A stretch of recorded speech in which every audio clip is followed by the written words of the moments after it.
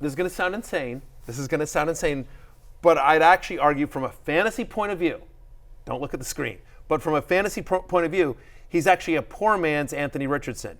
He's willing to chuck it deep, and he gets you some points with his legs. I know that's not, wait, have you watched football, Barry? But I'm just saying, in terms of, what they do fantasy-wise, he's willing to chuck it deep, and he's going to get you some points with the legs, and that's one of the things we love about Richardson in fantasy as well. How about Matthew Stafford, who's available in 63% of leagues, and he comes off the bye, getting the Raiders at home with potentially Cooper Kupp returning in Week 7. Puka a couple of weeks after that, but Stafford, who struggled earlier in the year, but now getting healthier. We've seen Jordan Whittington and Tutu Atwell and some of these other guys step up, and suddenly Stafford could become kind of interesting down the stretch as well here, Connor. Jay, Andy Dalton, yeah, and so with Stafford, we're just waiting for his wide receivers to play. That's the key right there. 1,000%. For sure. By the way, it's worth seeing if Cooper Kupp somehow got dropped in your league. He's probably available, and probably not, but 90%, 99% rostered, but you never know.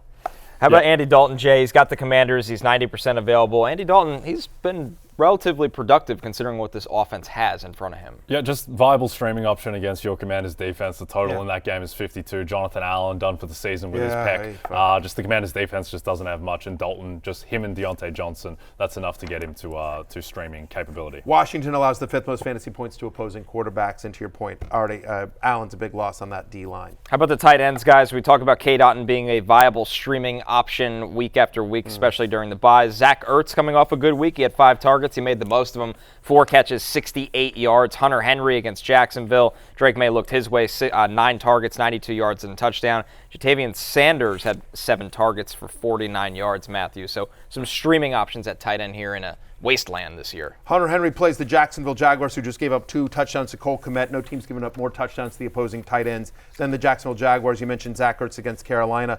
Panthers actually bottom 10 in terms of most yards allowed to opposing tight ends. Very quietly, Zach Ertz second on the Commanders in targets as well. And K. Dotton, Baltimore, the 5th most fantasy points to opposing tight ends. Otten is part of, again, as you mentioned, Jay, you kind of want as much part of the Buccaneers offense as you can get as well. You know what league where Cooper Kupp's available? Guillotine leagues. People haven't been picking up because they don't want a 0 and they get cut. So Cooper Kupp out there in a bunch of guillotine leagues.